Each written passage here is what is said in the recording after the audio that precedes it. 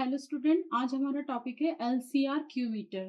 ठीक है, LCR Q metre से जैसे कि इसका नाम है, हम RFC coil, radio frequency coil का क्यू जो है क्वालिटी फैक्टर मेजर कर सकते हैं, इम्पिडेंस मेजर कर सकते हैं, और हम इससे कैपेसिटेंस भी मेजर कर सकते हैं, और इससे हम इम्पिडेंस भी मेजर कर सकते हैं। ये तीनों चीजें मेजर करने के लिए बहुत ही यूजफुल लेबोरेटरी इंस्ट्रूमेंट है। इसको हम बोलते हैं एलसीआर क्यू मीटर। तो जो इसका बेसिक प्रिंसिपल है एलसीआर क्यू मीटर का, ये इस पर डिपेंड करता है जो कि हमने आरएलसी सीरीज सर्किट में रेजोनेंस पढ़ा था। ठीक है, जो रेजोनेंस फ्रीक्वेंसी हम पढ़े थे आरएलसी सीरीज सर्किट में, जिसमें कि आर लगा होता है सीरीज में, देन आपका कॉइल लगा हुआ है, देन आपका ये कैपेसिटर लगा हुआ है, तो ये सीरीज कनेक्शन में लगा हुआ है। तो जब रेजोनेंस की कंडीशन आती है, when the resonance condition, at resonance condition में जो हमारी फ्रीक्वेंसी आती है, ठीक है, वो क्या होती है, उसकी कैलकुलेशन के लिए हम क्या करते हैं, एक्स इक्वल्स टू एक्सएल। यानी रेजोनेंस कंडीशन में क्या होता है, आपका जो आपका कैपेसिटिव रिएक्टेंस है is equals to inductive reactance. Capacitive reactance is equals to inductive, यानी x equals to x l. This is the condition for the resonance. तो इस कंडीशन में हम देखेंगे कि एक्सी की वैल्यू क्या होती है, 1/2 पाई एफ जीरो सी। एफ जीरो क्या है आपकी, that is the resonance frequency. ये ऐसी फ्रीक्वेंसी है जिस पर हमारे दोनों रिएक्टेंस, यानी कि कैपेसिटिव रिएक्टेंस और इंडक्टिव रिएक्टेंस क्या हो गए हमारे, इक्वल। एक ऐसी फ्रीक्वेंसी हमने इनपुट में यहाँ से सेट करी है, इसको हम डायल है यहाँ पर, इसको हम सेट कर सकते हैं। इसको इस तरीके से हमने सेट किया है कि इसमें जो है हमारा एक्सएल इक्वल्स टू एक्सी हो गया है। तो यहाँ पर हमारी उस फ्रीक्वेंसी को हमने बोला एफ जीरो। तो एफ जीरो 2 पाई एफ जीरो को हम क्या लिख सकते हैं, ओमेगा जीरो। तो 1/ओमेगा जीरो सी हो गया। फिर जो आपका इंडक्टिव रिएक्टेंस है एक्सएल इक्वल्स टू क्या हो जाएगा आपका, ये जो एक्सएल है, एक्सएल इक्वल्स टू हो जाएगा 2 पाई एफ जीरो एल। 2 पाई एफ जीरो, यानी एफ जीरो को हमने क्या लिख दिया, ओमेगा जीरो। तो ये हो गया आपका ओमेगा जीरो एल। अब यहां से हमारी रेजोनेंस फ्रीक्वेंसी, यानी कि एक्स इक्वल्स टू एक्सएल में जब हम ये दोनों चीजें पुट कर देंगे, यानी हम क्या पुट कर देंगे, 1/ओमेगा zero c is equals to omega zero L.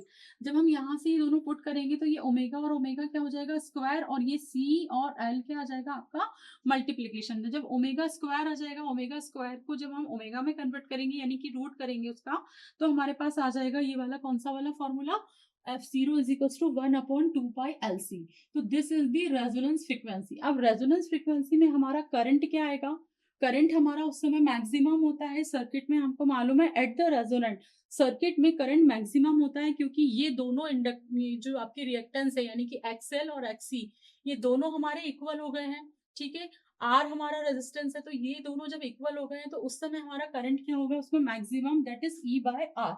ठीक है, अब वोल्टेज अक्रॉस द कैपेसिटर, यानी कि ईसी क्या हो जाएगा हमारा, आई जीरो इंटू एक्सी, यानी कि जो आपका करंट फ्लो हो रहा है सर्किट में, आई जीरो, ये जो करंट हमारा फ्लो हो रहा है सर्किट में, that is i zero into x c. Series circuit है हमारा तो सेम ही करंट फ्लो होगा, i zero into x c is equal to i zero into x l. यानी कि कैपेसिटिव रिएक्टेंस और इंडक्टिव रिएक्टेंस चूंकि दोनों बराबर है, ये हो गया हमारा कैपेसिटिव रिएक्टेंस, ये है हमारा इंडक्टिव रिएक्टेंस, तो दोनों ही हमारे बराबर है। तो कैपेसिटर के अक्रॉस जो वोल्टेज आ रहा है हमारा, चूंकि दोनों बराबर है तो दोनों के अक्रॉस वोल्टेज भी बराबर होगा।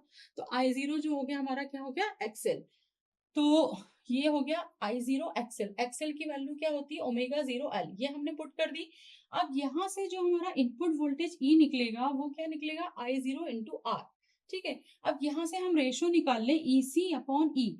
तो ई सी क्या है, आई जीरो ओमेगा जीरो एल, और ई क्या है, आई जीरो आर। तो यहाँ से हमारा ये आई जीरो कैंसिल हो गया, तो यहाँ पर आ गया omega zero L by R. तो ये क्या है, that is the quality factor of the coil. आपको मालूम है Q factor of the coil क्या होता है आपका, रिएक्टेंस अपॉन द रेजिस्टेंस।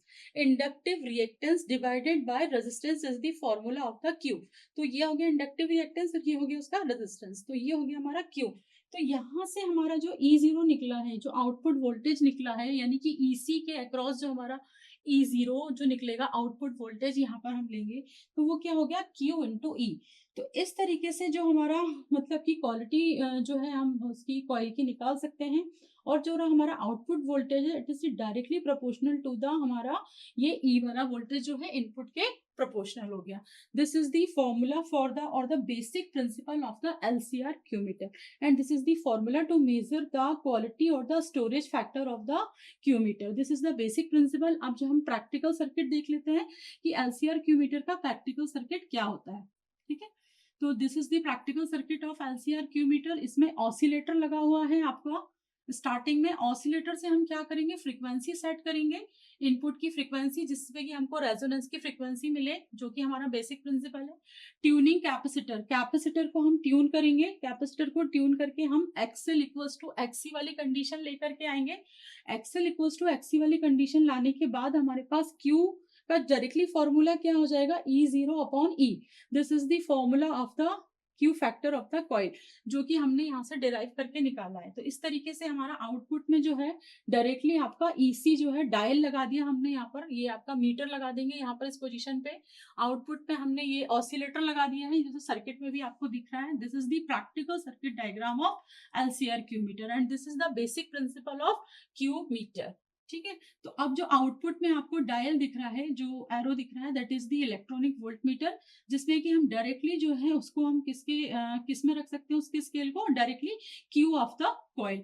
तो डायरेक्टली हम रेडियो फ्रिक्वेंसी जो कॉइल है उसका जो क्वालिटी फैक्टर है हम मेजर कर सकते हैं through the LCR Q meter. Thank you.